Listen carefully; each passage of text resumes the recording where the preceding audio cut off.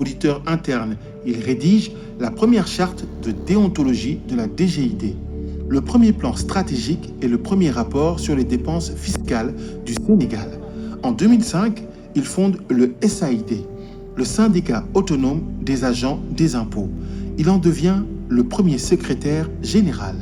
Il dénonce les dérives, les anomalies, les manquements. La transparence devient son combat.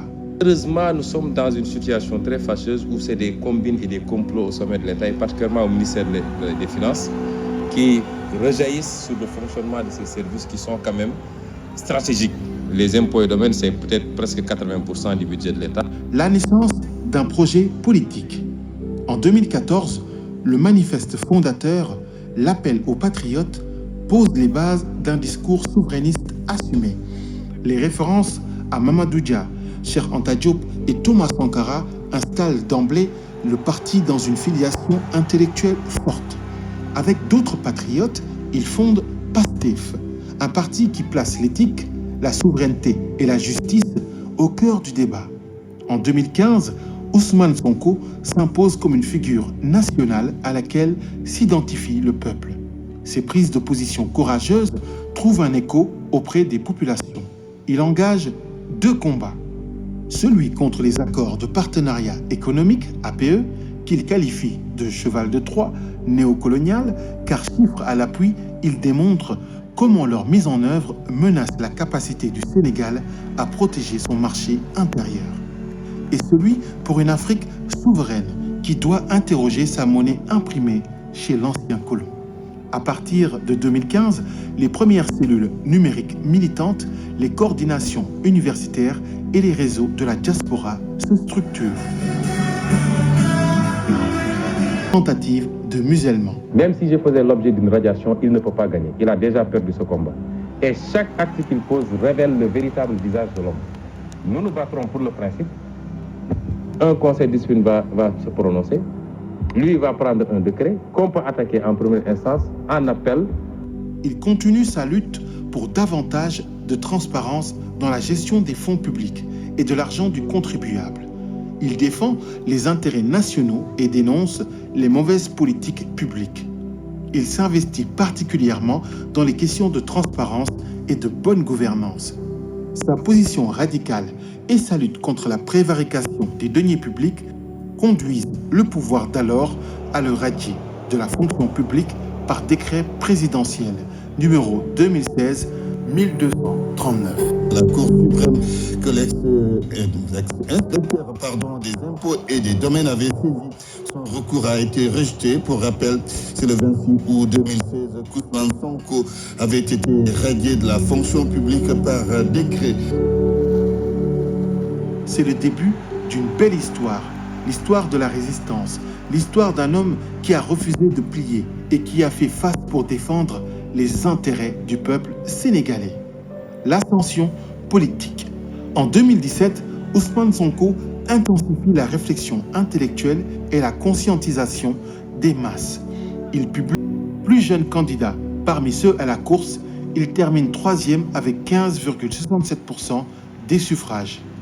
Il fait une percée spectaculaire. PASTEF s'impose comme la principale force d'opposition. Le discours souverainiste du président du parti retient l'attention des jeunes.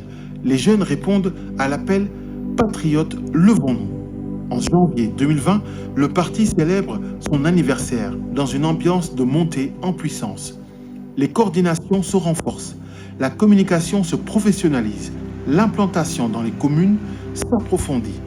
PASTEF s'impose progressivement comme la première force militante numérique du Sénégal et l'opposition la plus mobilisatrice.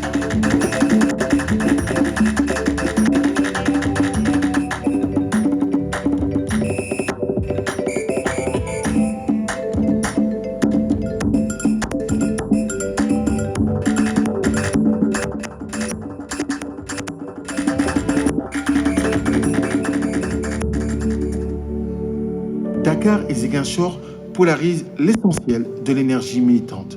Les deux villes deviennent le symbole d'une opposition profondément enracinée. 14 structures partageant la même vision fusionnent au sein de PASTEF après 2019. la dignité dans l'épreuve. En 2021, Ousmane Sonko, devenu un opposant gênant, fait l'objet d'un complot politique visant à le disqualifier définitivement de toute élection au Sénégal. Il est accusé dans le cadre de ce complot, mais lors du procès, les incohérences apparaissent au grand jour. Son arrestation déclenche des manifestations de grande ampleur dans plusieurs villes du Sénégal.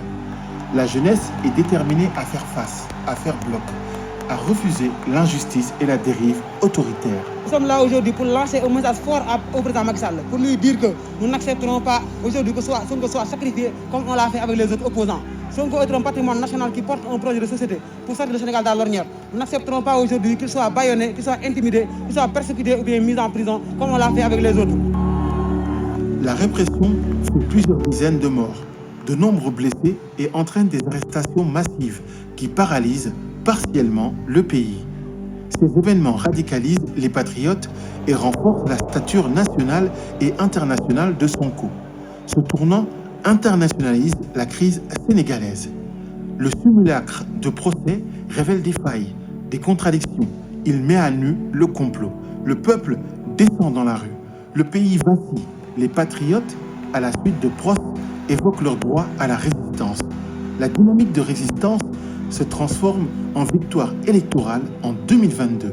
Malgré la suppression par le pouvoir de la liste des titulaires qu'il conduisait, Ousmane Sonko bat campagne et crée un fait inédit aux élections législatives, le ballottage des forces à l'Assemblée nationale. Malgré les épreuves et les persécutions qui le poursuivent, Sonko maintient ses activités intellectuelles. En 2022, il coécrit les territoires du développement et poursuit son combat pour la démocratie. Il se positionne comme le principal rempart contre le projet autoritaire du pouvoir en place.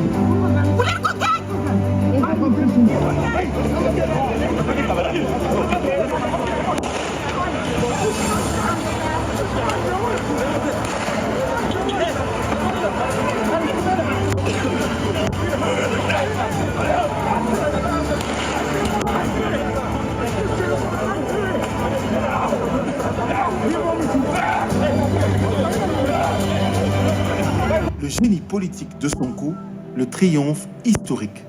L'année 2023 est marquée par une escalade répressive sans précédent. Le président de PASTEF est violenté et arrêté après 56 jours de siège autour de son domicile. Face à la montée en puissance de Sonko, les procès se multiplient. Les manifestations se heurtent à une répression sévère, une répression sanglante. Plusieurs jeunes sont tués, certains mutilés, des responsables arrêtés et les restrictions médiatiques se durcissent. PASTEF est dissous. Sonko est emprisonné. Mais depuis sa cellule, il parle au peuple, qui entame une nouvelle forme de résistance avec le mythique refrain « Sonko Namnal ». Scandé partout dans les quartiers, sur les plages, dans la diaspora, le peuple tient debout. Radié des listes électorales, empêché de se présenter, Sonko prépare pourtant l'avenir. Dans des vidéos prémonitoires, il désigne un homme, Bassirou Diomaye Faye. Bassirou Diomaye Faye, la tante. Sonko Moy Diomaye trouve immédiatement l'adhésion du peuple, qui place une confiance inébranlable en Ousmane Sonko. Le 24 mars 2024, Bassirou Diomaye Faye est élu président de la République dès le premier tour, avec plus de 54% des suffrages exprimés. Une victoire historique pour PASTEF, une revanche démocratique portée par le président Ousmane Sonko. En avril, Bassirou Diomaye Faye devient officiellement président et nomme Ousmane Sonko Premier ministre.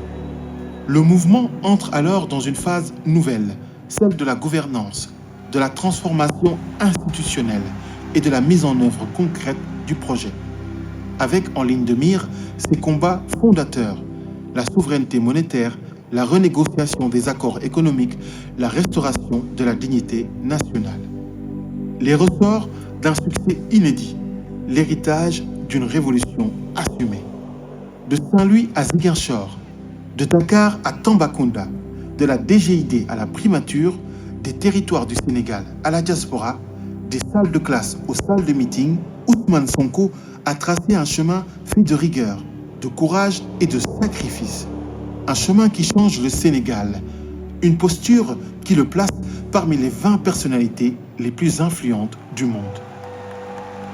Pastef a révolutionné la communication politique sénégalaise. Par un usage pionnier des réseaux sociaux, le parti a imposé dans le débat public un discours souverainiste structuré qui continue d'inspirer une génération entière. L'histoire du président Ousmane Sonko est devenue celle d'une mobilisation populaire ininterrompue, celle d'une jeunesse qui a assuré une vigie citoyenne, l'écho des luttes panafricaines contre l'asservissement.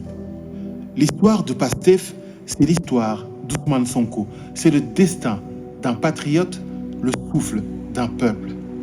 2026, le congrès, le premier congrès historique, un tournant décisif pour la révolution. Son gardien veille. Pastef, un parti, une histoire qui s'écrit.